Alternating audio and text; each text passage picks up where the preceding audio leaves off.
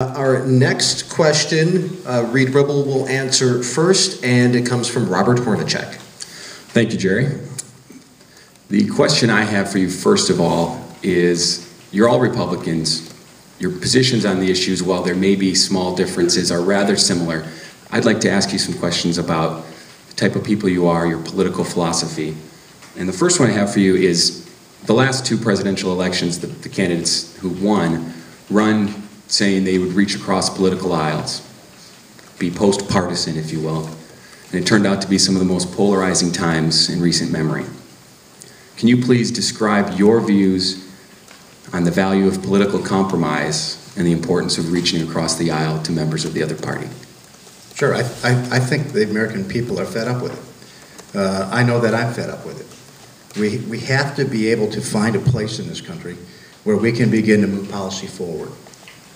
The immigration issue is a fairly important issue here, but it got demagogued back in 2005 and 2006. And so today, American civilians are dying in Arizona because of demagoguery and politics. I think the American people are fed up with it.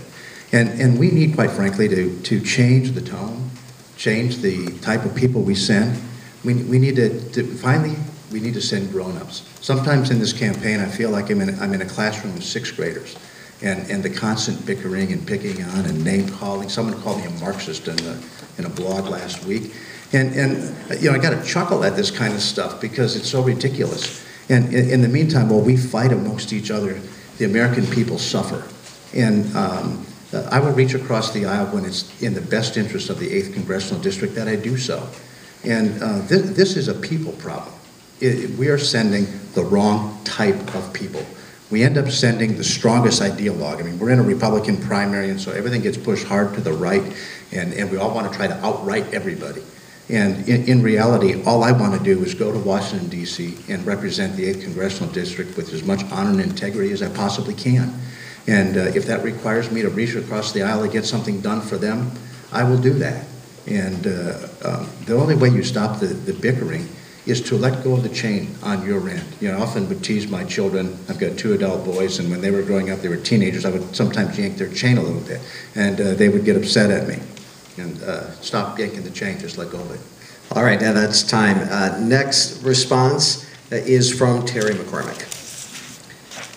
Thank you. In terms of principles and core value, I have 3. Opportunities, which is why I created the public charter school law. I believe that all children deserve an opportunity to the school that best fits their needs.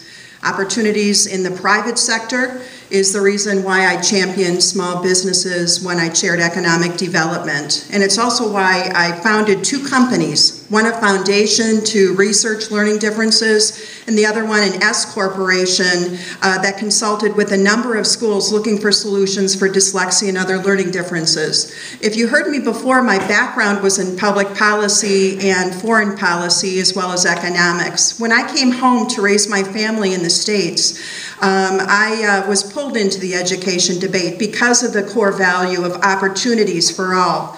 The second core value I have is equal justice under the law. That's why I'm a constitutional Republican. I don't believe anyone is below the law. I don't believe anyone is above the law, which is why I fought for ethics reform in the state legislature and why self-term limited, why I believe in citizen leaders instead of long-term lobbyists wannabe legislators. I'll take my first poke there.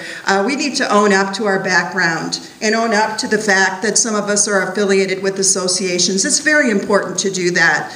And thirdly, I believe in free market competition. I believe if we had more of that and economic free markets that were akin to the Austrian economics, then we would solve the problems we were in. And that's time. All right, and the final response on this, Roger Roth. Thank you for the question, Robert. There are some things that I won't compromise on. When it comes to life issues, when it comes to constitutional issues, I'm going to go out there and stand my ground. When it comes to the war in Afghanistan and protecting our men and women who are on the ground, I don't care in what way, shape, or form. I will speak for them on the floors of Congress. I was there. I served with them. I know the pressures they're facing. But on other areas, I'm much like Ronald Reagan when he said, if I can't get 100% of what I want, I'll work to get 70%. I was in a committee down in Madison, serving where I was for the last 2 terms, and there came, being a freshman legislator, I sat at the end of the row, and they came around for a bill which I wasn't going to vote for. I thought it was a bad bill, went down the line, Democrats voted aye. Republicans voted no. Then it came to me, and it was an amendment which would have improved the bill. So I voted aye. And the gentleman sitting next to me who was in our leadership leaned over and said, "Why did you vote for that?" I said, "Well, it made it a better bill." And he said, "Our job isn't to vote for Democrat amendments. Our job is to vote against everything and run against the Democrats in the fall." And I don't believe in that. If we can make something a better bill, we will work to make it a better bill. If I can't get everything what I want, I will use my job, I will use my voice, I will use my abilities to go and improve the legislation that is moving through Congress.